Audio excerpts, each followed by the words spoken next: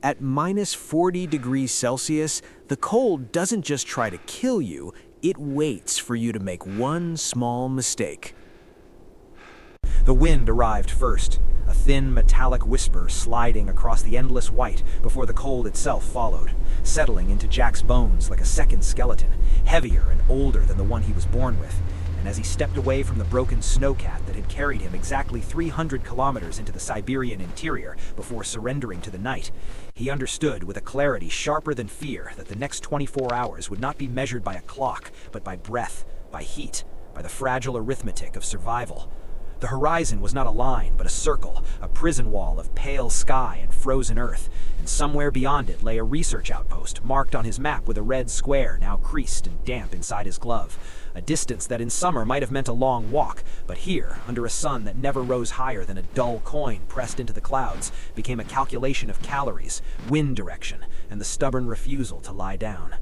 He began moving immediately because stillness was an accomplice to death, each step a negotiation with snow that swallowed his boots to the ankle, sometimes the knee, forcing him to lift, pull, lift again, while the cold probed for weaknesses, a gap at the wrist, a seam at the collar, the thin skin beneath his eyes where tears froze before they could fall.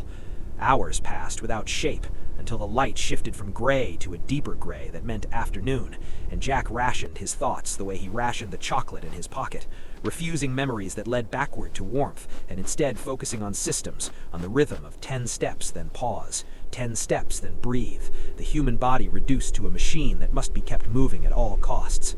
When the first hallucination came, it was gentle, the distant sound of an engine that his mind insisted must be rescue, and he turned toward it with sudden reckless energy before logic returned like a slap, reminding him that sound travels strangely in the cold, and hope is heavier than despair when it collapses.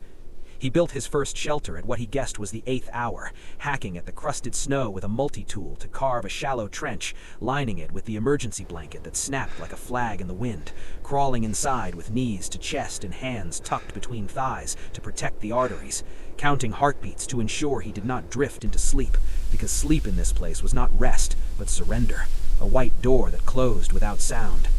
Night did not fall so much as thicken, the sky absorbing what little light remained until the world became a study in shades of blue, and the cold intensified with mathematical cruelty, dropping in increments he could feel but not measure, forcing him to slap his face, to bite his tongue, to recite aloud the names of cities he had lived in, anchoring himself to a timeline that proved he had existed before this moment and would exist after if he endured. Hunger arrived as a distant ache, less urgent than thirst, and he melted snow in a metal cup with a chemical heater, watching the steam rise like a ghost, careful to let it cool so it would not steal more heat than it gave. Every action a trade, every mistake compounded by the environment's indifference. At the 12th hour he resumed walking because the shelter had become a trap, his muscles stiffening, his thoughts slowing, and movement was the only currency he possessed. The map consulted under a headlamp whose battery he guarded like a relic, confirming that he had not wandered in circles, though the terrain offered no landmarks, only subtle differences in wind-carved ridges that he learned to read as if they were text. Exhaustion transformed time into fragments, a sequence of micro-decisions: step over the drift, adjust the strap, flex the fingers, breathe through the scarf, until the body moved on memory alone, and the mind drifted into strange clarity, noticing the crystalline geometry of frost on his sleeve, the way the aurora began to bloom above him in slow green curtains that felt less like beauty and more like a reminder of scale, the sky performing for an audience of one who could not afford to look up for long. Sometime in the deepest portion of the night he stumbled and did not rise immediately, the snow accepting him with deceptive softness, and in that horizontal moment he felt warmth spreading, a dangerous comfort, images of a kitchen, of yellow light, of a chair pulled close to a stove, and he understood this as the final negotiation, the body offering peace in exchange for cessation. And with a surge that felt less like willpower and more like anger, he rolled onto his knees, struck his own leg to restore sensation, forced himself upright, and began walking again, with no rhythm now, only motion. The eastern sky eventually diluted from black to charcoal, then to the faintest silver, a promise rather than a sunrise, and with it came a recalibration of hope that was cautious, almost clinical, because hope had already betrayed him once. But the light allowed distance to exist again, revealing a darker line across the horizon that might be trees or might be another illusion, and he chose to believe in its reality, because belief generated heat, a measurable increase in pace, a straightening of the spine.